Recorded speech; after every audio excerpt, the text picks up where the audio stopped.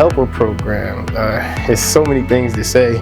It was very much eye-opening, something I've never been exposed to, never really knew anything about the trades. So the helper program really opened my eyes to a lot of things that I've never seen before. Coming into it, I didn't know what PECO was or what they did. I just thought it was just electricity. I was like, I'll do it.